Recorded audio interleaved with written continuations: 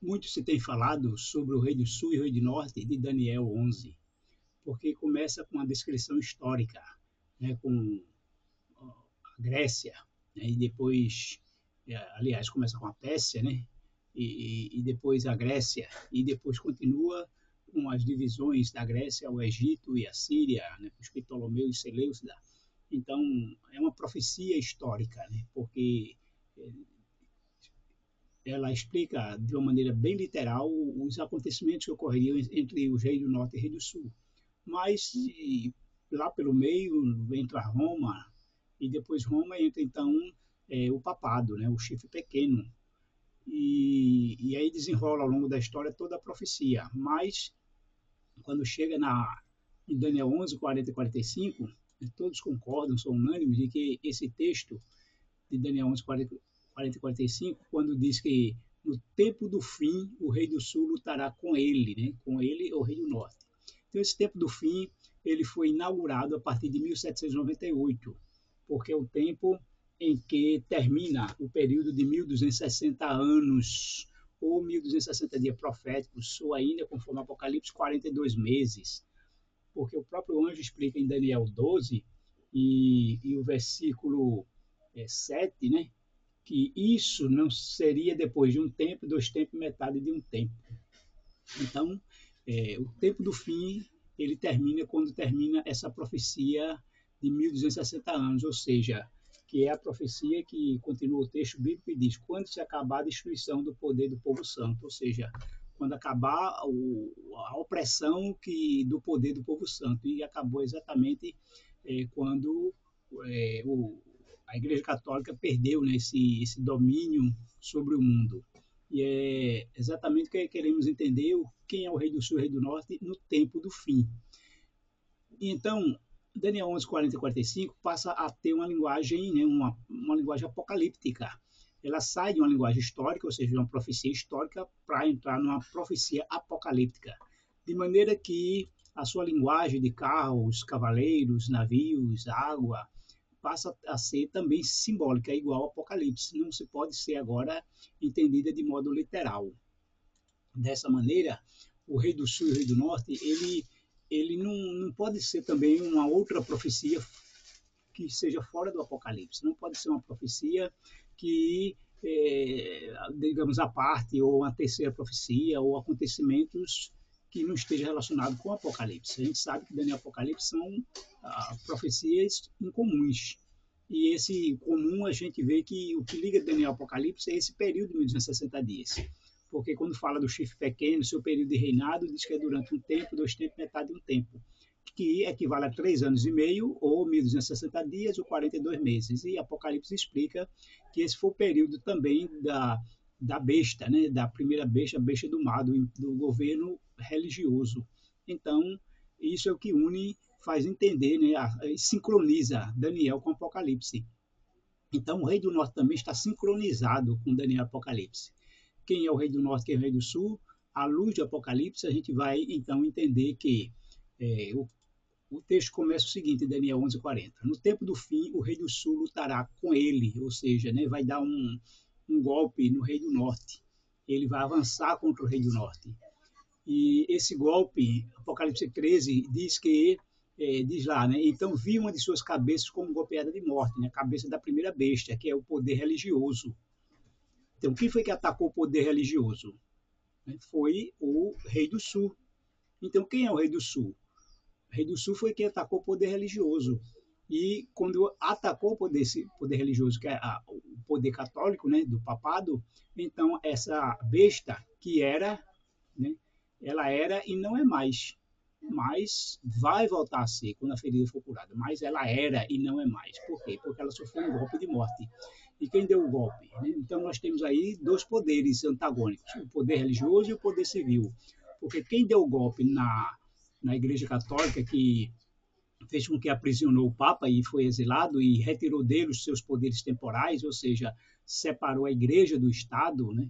Foi o poder civil, foi o poder estatal na época da França, o exército napoleônico, por ocasião de toda aquela movimentação da Revolução Francesa. Então, houve um golpe em que tirou da Igreja Católica o seu poder civil, o seu poder temporal, e ela então passou a exercer só o seu poder religioso. E esse golpe foi dado pelo Estado, né, pelo poder estatal. No Império, na época, as forças francesas mais representam o poder do Estado. Logo, daí nós podemos entender que o Rei do Sul é o poder estatal. E esse poder estatal, até hoje, ele existe, né, porque a França, com a sua Revolução Francesa, modificou o mundo, causou uma revolução política, social, cultural, religiosa no mundo inteiro, que até hoje prevalece no mundo. Então, o poder hoje que governa o mundo inteiro não é um poder, um império local, através de um império local, não é um governante mundial, mas sim uma ideologia, uma filosofia de vida que foi implantada desde a Revolução Francesa. Logo, o rei, né, o rei do sul, que representa esse poder estatal, porque com isso o Estado ficou laico, né? O Estado ficou, alguns ateus, claro, né? E outros laicos, ou seja, separou a igreja do Estado, separou, né? De maneira que o Estado não intervém, em tese, né? Não deveria interferir na religião, nem esta neste, né? De maneira que ficou proibido qualquer questão religiosa imiscuída com as questões de Estado, seja através de símbolos religiosos, orações ou Bíblia. E isso realmente a gente vê esse cumprimento perfeito. Então, o rei do norte, aqui representado então por esse poder religioso que sofreu o golpe. Esse é o rei do norte, na instituição da Igreja Católica ou o papado. E aí, com esse golpe, a besta, né, que é o poder religioso, ele deixou de ser e perdeu todo o seu poder e ficou então agora na questão religiosa enfraquecida, claro. Mas o que acontece em seguida? O texto de Daniel nos diz, né, que o rei do norte arremeterá contra ele, né, contra o rei do sul. Bom, desde esse golpe do rei do sul contra o rei do norte ainda estamos, digamos que estamos nele ainda, né, porque ainda prevalecem os ideais franceses no mundo inteiro. Mas o rei do norte então virá com toda a sua força contra o rei do sul, com carros, cavaleiros, com muitos navios, e entrará nas suas terras e as inundará. Aqui está falando de águas, né? Inundação. E o Apocalipse explica que águas significa povos, nações, multidões, línguas. Então temos uma linguagem apocalíptica. Isso quer dizer que o Rei do Norte virá com multidão, virá com muita gente, virá com inundação e vai inundar, né? Vai tomar conta, vai prevalecer sobre o Rei do Sul, ou seja, sobre suas ideologias, sobre sua filosofia, sobre seu modus operandi. As conquistas do Rei do Norte vai prevalecer com a sua, né, política religiosa, né, porque já que é um poder religioso, vai fazer com que a sua política religiosa se imponha e prevaleça. Isso por causa da massa, né, do apoio que vai ter de muita gente, né, da multidão, porque ele vem com essa força. Né? Quem vai dar força a ele é a multidão. Ele não tem uma força das armas, ele não vai ser uma guerra bélica, e sim cultural, ideológica, religiosa, acima de tudo. Então é quando a ferida da besta for curada, né? Porque a ferida consistiu em separar a igreja do Estado. E a cura da ferida, que representa a ressurreição da besta, em Apocalipse 17, né? Que a besta está para emergir do abismo. Emergir tem o sentido de ressuscitar, né? Ressurgir, é o mesmo sentido. E isso é a cura da besta. E essa cura, então, acontece quando voltar a união da igreja com o Estado. E, e ainda Apocalipse 13 diz que essa besta emerge, né? Emerge da terra, ou seja, emergir, ressurgir ou ressuscitar, e vai passar a exercer toda a autoridade da primeira besta. Então, ou seja, vai dar autoridade à primeira besta, vai executar os desejos da besta, ou seja, ela vai estar sob domínio religioso, já que a segunda besta é o poder também civil, é o poder do Estado. Em princípio, representado pelos Estados Unidos da América, né, que é a primeira besta, aliás, a segunda besta, a besta que emerge da terra. E ela é representada, então, aí está vendo o poder civil, né, o poder estatal.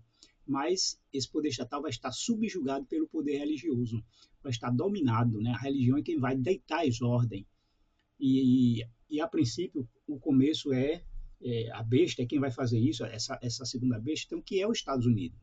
Então, ela vai fazer com que o texto de Apocalipse diz que ela vai fazer com que, através de sinais, maravilhas, ou milagres, ou coisas espantosas, até sobrenatural, para que o mundo inteiro, né, se volte também para aceitar a imposição do poder religioso da primeira besta.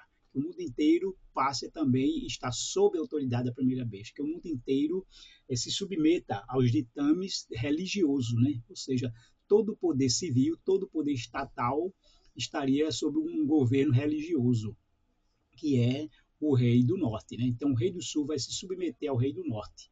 A linguagem aqui é bem clara. E, então, né, aqui a gente vê que o rei do norte representa a igreja católica, a instituição, né, a instituição também do papado. E ele também representa, em Apocalipse 17, a mulher.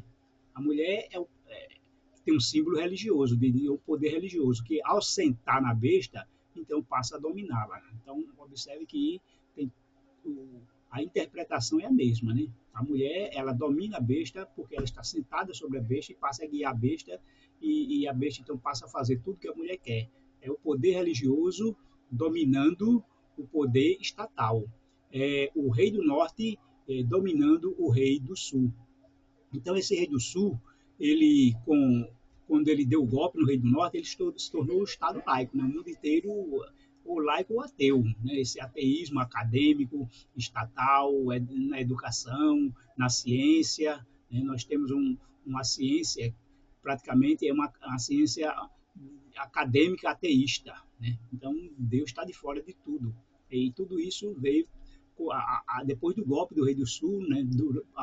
Ali durante a Revolução Francesa. Então, essa besta, né, ela em Apocalipse 17, exatamente é o poder político ou civil, né, que é o Estado, o poder do Estado em geral, no mundo inteiro. E então aí está esse significado bem preciso, né, que nós podemos ver da, do cumprimento profético de Apocalipse 13, 17, junto com Daniel 11, quando fala do rei do norte e do rei do sul. E o que acontece, né? Que essa inundação, que é justamente o que nós estamos vendo hoje, né? O, os evangélicos, né, apoiando o poder político e eles ainda se estruturando, se formando, né, é, digamos assim, também como um poder político ao apoiar a extrema-direita, né, como uma ideologia religiosa. E são esses evangélicos que, segundo a Tessalonicenses 2:3, nos diz que o anticristo não virá enquanto não houver apostasia. Né? Antes do anticristo aparecer, virá a apostasia. E essa apostasia é exatamente os protestantes apostatados que, ao apoiar um poder político, um poder humano, ao achar que o governo de Deus vai ser aqui na Terra, estão apostatando da Bíblia. Né? Não a apostasia de sair da igreja, mas de encontro aos princípios bíblicos, de não aceitar a autoridade da Bíblia, mas preferir a autoridade humana. Logo, esse poder que você vê que está exatamente começando nos Estados Unidos, ou começou lá, mas se expandiu pelo mundo, então, podemos ver quando os Estados Unidos sair da crise através do decreto dominical, através da guarda do domingo, e, e além de sair de uma maneira, né, espantosa, maravilhosa, que de causar admiração, primeiro a crise começa nos Estados Unidos, você sabe, toda a crise começa lá, se espalha para o mundo. Aí os Estados Unidos resolve a crise dele pelo poder religioso. E o que é que o mundo vai fazer então? Vai seguir a besta, vai seguir os Estados Unidos, ou seja, os Estados Unidos vai fazer com que o mundo inteiro adore a besta, vai estar exercendo essa influência para que também adote o decreto dominical como se fosse a máscara, né, uma imunização, como se fosse uma quarentena para poder resolver o problema mundial. Então, nós estamos percebendo como a profecia está se cumprindo. É claro que o restante de Daniel 11, 40 e 45 vai ser desvendado aos poucos. Deus vai dando luz, né, na medida que estamos avançando. Não temos ainda toda a luz sobre o restante de Daniel 11, 40 até o 45. Mas a primeira parte, percebam que tem toda a relação com o Apocalipse, envolvendo essas questões das duas bestas. E então o rei do sul é, é, é o poder estatal, a besta, né, que é o poder civil, os governantes mundiais também, e o Rei do Norte é o poder religioso, que nesse caso representa a instituição do papado ou da Igreja Católica. E aí a gente vê como eles vão ter esse apoio da massa popular que já está se formando no mundo, e no final católicos e protestantes vão estar unidos, né, pelo mesmo ideal de fazer cumprir a profecia e fazer com que o mundo inteiro adore a besta, obedecendo aos ditames dela, principalmente, né, a questão envolvendo a questão do descanso dominical. Então, nós estamos no caminho certo de que a profecia está se cumprindo e em breve Jesus voltará.